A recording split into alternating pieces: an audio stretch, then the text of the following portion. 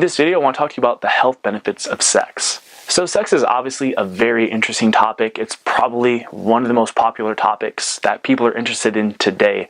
So people are interested in sex for various reasons. It's a natural urge of the body. We're supposed to be interested in sex. To be interested in sex is to be interested in life, for procreation, for continuing a way of life. So it's ingrained in us to be interested in sex. However, many problems arise in the realm of sex.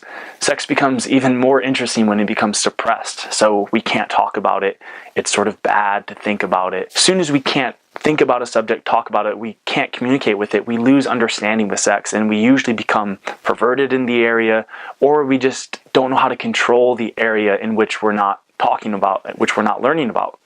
So my goal in making this video is to sort of demystify sex, especially because sex is an interesting topic also in Chinese medicine. It's not necessarily suppressed or put down. However, there is a strong emphasis around semen retention, especially for men, and generally just abstaining from sex. However, what I want to clarify in this video is that sex, like most things in life, and especially in Chinese medicine, is neither good or bad. It really depends on the individual, on the circumstance, and many other factors. The thing to really understand is that sex is an adaptogen. The right amount of sex really energizes you. It decreases stress hormone, it increases the function of the immune system, and it's just pleasurable. It makes you feel good. However, too much sex, it can drain you, it can devitalize that qi, it can deplete the jing, and it can just make you feel bad. It can literally make you feel lethargic and deplete your energy. So in regards to semen retention, because I get a lot of questions on that, wait, I thought sex is not necessarily good, you're supposed to not ejaculate. The best thing you could ever do for your health is retain your semen. However, I just want to clarify that there are negative consequences of any long-term solution. So any solution run too long eventually becomes a new problem. And that's actually one of the major concepts in Chinese medicine, is to achieve balance, to never sort of get stuck in a very strong dogma or paradigm that the body's always moving and dynamic, and what's good one day might not be good the next day. What's healthy for you when you're 30 might not be the same as when you're 45. All these things change. Life is dynamic. And this is true in regards to sex.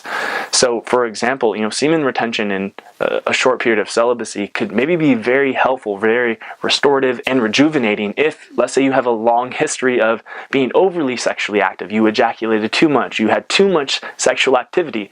This can obviously swing you back in the other direction and be very helpful. However, there are numerous negative consequences associated with not having sex at all. Take Freud's concepts of libido versus mortido, for example.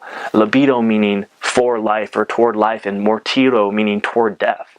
When you break down sex fundamentally, it's for procreation and it's also for pleasure, and it does improve health. However, to entirely protest and reject sex is essentially saying I'm going to reject continuing a way of life, growing a culture. Take an old Serbian saying that the family is where love begins and life never ends. So why is that? Well, that's because sex, just like a culture, whether it's a SCOBY for kombucha or a sourdough, it can grow and live on indefinitely because it's constantly reproducing, procreating.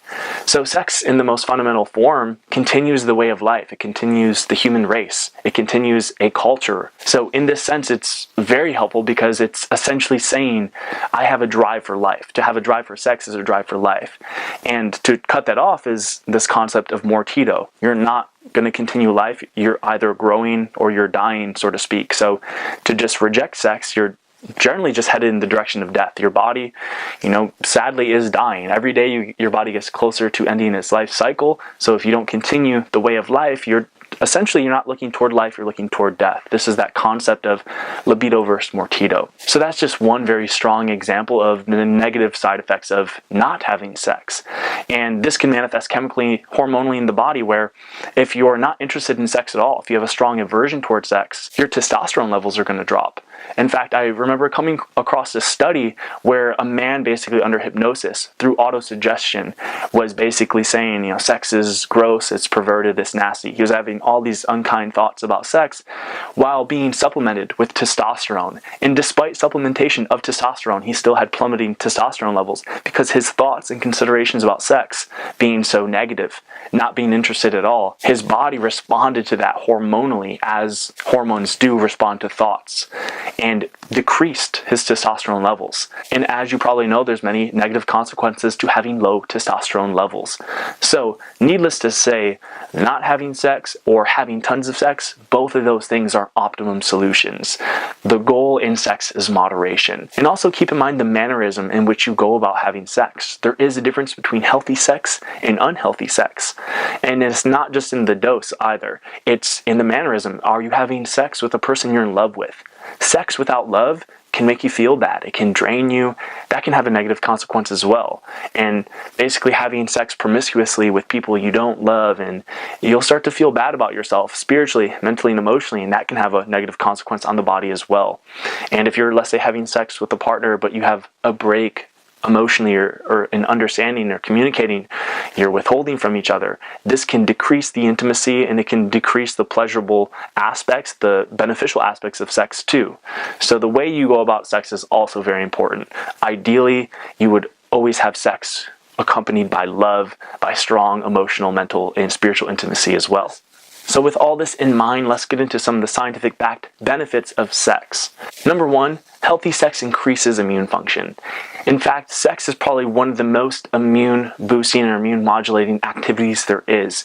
Good, healthy sex increases the function of immunoglobulins, which are basically the immune system's first line of defense. So before even initiating the immune response, immunoglobulins go in and they attack infections basically at their entry point.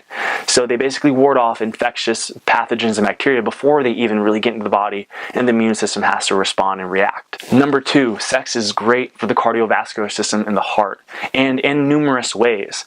In study, men who had regular sex at least once or twice a week were 45% less likely to develop various cardiovascular diseases. And the factors involved with this were numerous, everything from increased circulation and oxygenation, because sex is like exercise, but also there was decreased levels of stress hormone and increased levels of testosterone.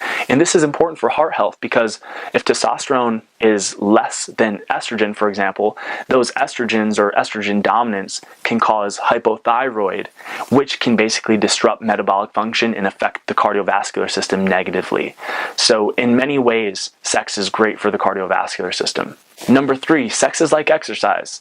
In fact, sex is probably the most pleasurable form of exercise. Most exercises are not necessarily all that fun, especially if you have that no pain, no gain mentality. So in good, healthy sex, as I mentioned, the circulatory system improves, you're circulating more efficiently, your cells become more oxygenated, and you just feel good. Not to mention, good sex can burn calories. Number four, sex is a natural pain reliever.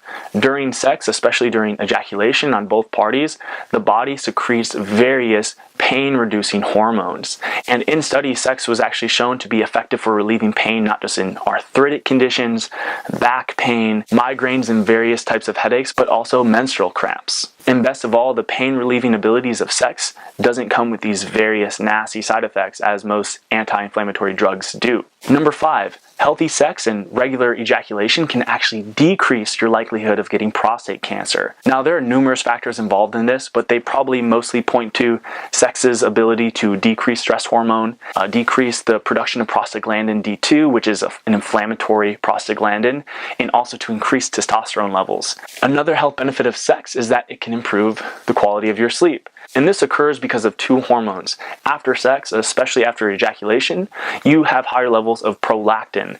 Now, prolactin is not necessarily a good hormone in excess. In excess, it can lead to various health problems. It can lead to PCOS and infertility even, and various other stress-related hormonally induced factors. However, in small doses, in the right amounts, as with all hormones, or about a balance, a ratio, prolactin can induce sleepiness. So it can help increase the production of melatonin just make you feel sleepy or drowsy. And also, after sex or during sex, you have higher levels of oxytocin, which is associated with feeling relaxed.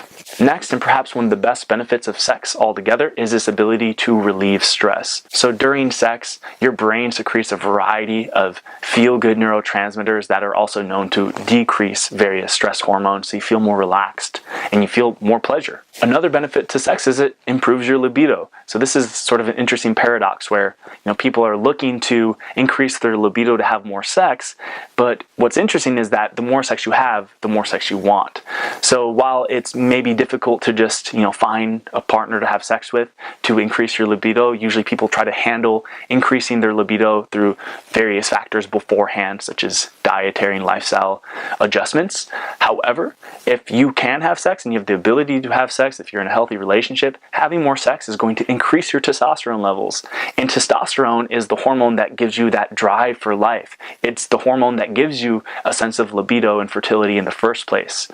So if you are having issues with libido, though, there are numerous things that can affect your libido, and perhaps the number one is stress. And that could be any type of stress. It could be relationship stress, emotional stress, financial stress. It could be nutritional stress from your diet. So the first thing you're going to want to do in handling libido issues is taking a look at the dominant things causing stress. Stress decreases things like progesterone and testosterone, which give you a sex drive. So you're going to want to get rid of the bulk of your stress. So whether that's improving the quality of your diet, working on your emotional stress, and various other stressors. And last but not least, a wonderful benefit of good healthy sex is increased intimacy and improved relationships. So in my experience as a health coach or practitioner is that people's number one stress are usually in their relationships. So it's very interesting that, stress is one of the major causes of all disease, and a lot of us just look to exercise, food, or supplements to improve our health when really the primary cause of that stress is usually in the relationship. So you can't necessarily eat a food to improve your relationship stress. There's no exercise you can do to fix that problem either. You can maybe manage the symptoms of it, but ultimately you want to work out that relationship stress. So you can use sex as a tool. There's various practitioners that use sex therapy to increase intimacy. And when you think about it, it works because if you've ever had sex before, you gain an empathic ability. You have the ability, empathy means the same feeling. So you're feeling the same feeling as them. And in good sex, if you've ever had good sex, it's really based on the ability to feel the other person. So in good sexual relationships, both parties are willing to be each other and feel what it feels like to affect that person. So obviously, if you can harness this, cultivate and grow this relationship, you're going to have more understanding for each other. So you'll probably communicate better and dissolve a lot of that relationship stress, which is usually tension around communication, not feeling or understanding the other person. So that brings this video to a close. Obviously, sex is a very large topic, so there's tons of things that we could have talked about and covered here today. So if you have any questions or there's something you want to see me talk about, leave a comment in the comment section below, and I'll consider making a video on that subject if it's something that everyone could benefit from. Also, if you're interested in learning about more things you can do to improve your libido or tonic herbs for libido, I've made various other videos on the subject, so I'll put links to those videos beneath this video. However, if you liked this video and you found it helpful, definitely give it a thumbs up and be sure to subscribe to our YouTube channel for future videos.